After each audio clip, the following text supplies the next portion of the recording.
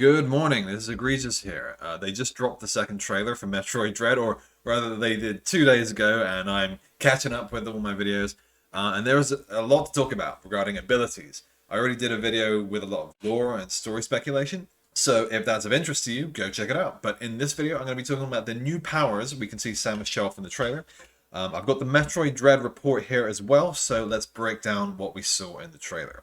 So, first, we've got the flash shift. This is the dash you see Samus use multiple times. The Dread report confirms that this is an ion ability, which is more or less an energy or stamina bar that you'll be familiar with if you've played Samus Returns. It also states that you can dash consecutively up to 3 times. We saw that in the trailer. We saw that she was able to sort of trick an enemy to go behind it. I don't know if that's actually a mechanic or they were just showing it off to be cool, but I imagine it is a mechanic in the game. There seems to be a lot more focus on like kind of stealth in this game of being noticed, so that would be really cool to see. It just feels like they're really taking the brakes off of Samus's movement in this game, similar to Other M and Samus Returns. They're speeding everything up and making the combat just look sick. This dash feels like it's another step towards a more stylish and action-y kind of combat system. Hey, maybe it'll even feature in my combat systems video if I ever fucking finish it. It's also going to make traversal much quicker and more satisfying. I'm a big traversal guy. I will talk to you for hours about superhero games and how they make traversal so much fun, so I am all on board with this. Then we have the Grapple Beam. We've obviously seen this before in Metroid games, but this time around it has a zip function.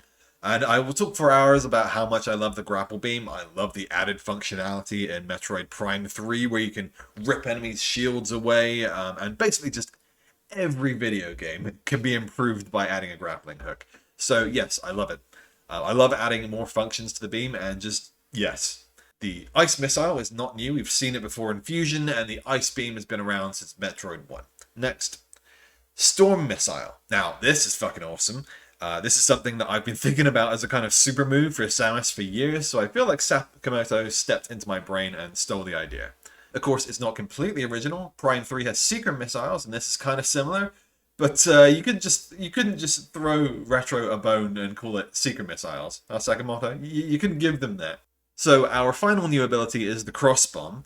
Though Metroid vets will know that Samus already has this kind of similar ability in many games. If you charge her beam up and then turn into a morph ball, then she'll spill bombs everywhere like meatballs from a purse. This seems like an attempt to canonize that ability and turn it into something that you'll actually be able to use to progress through the game. Other than that, we have some old abilities. The speed booster is back, though it looks like you'll be able to maybe flash shift straight into a speed booster. It certainly seems like this game is going to be fun as hell for the speedrunning community. And of course we have the Shine Spark and Screw Attack old series staples. So this is all very cool. I think Flash Shift seems to be the most paradigm changing of the new abilities. It's obvious they wanted to focus on that in the trailer by really showing off some of the cool ways it can be used. And that just looks like it's going to really change up Metroid gameplay. It seems to be part of an overall philosophy of making the Metroid gameplay more fast and fluid. We've seen that in the mobile melee counter, the dash slide, and the ability to move while free aiming. Honestly, it seems like Mercury Steam have done a really quality job with the game, and I can't wait to get my hands on it. Over the past 5 to 10 years, we've seen Metroidvanias really explode in popularity, so many quality new Metroidvanias coming out and the genre becoming a lot more mainstream. I'm willing to bet Sakamoto was dying in the last 5 to 10 years. Like, watching all of these new Metroidvanias like Hollow Knight come out and be so loved. I'm willing to bet he was like, oh, please let me make a new game. I want to cash in on this new genre popularity. And it looks like they're going back to sort of show what the OG of the genre can do. Metroid has always been kind of a B property to Nintendo. It's never got quite the sales of like Zelda or Mario or Pokemon. But it looks like with the increasing popularity of Metroidvanias, that might be changing. And it's kind of funny, we all seem to go years between Metroid releases and then get a ton of them. Like it happened before with Super Metroid, we had an 8-year gap, and then Prime and Fusion came out pretty much the same year.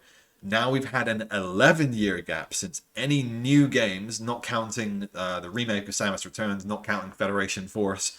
It's not really a Metroid game in my opinion. So it's been 11 years, and now we're set to get this, and then we've got Metroid Prime 4 right on its heels, hopefully coming out in the next year. So it is once again a good time to be a Metroid fan. Anyway, I won't ramble on anymore. I wanted this to just be a quick video. But you can bet I will be talking a lot more about Metroid Dread and the entire Metroid series over the coming months. Check out my lore video if you haven't already and that interests you. I will also definitely be playing Metroid Dread on this channel when it comes out. So if you're into that, click subscribe and hit the bell to get those notifications. And if you liked this video, please give me a thumbs up or a comment. If you fancy leaving any comments, I always respond to comments. So other than that, thank you for watching and have yourself a great day. Have a great Sunday if you're watching this on a Sunday, but otherwise just enjoy yourself.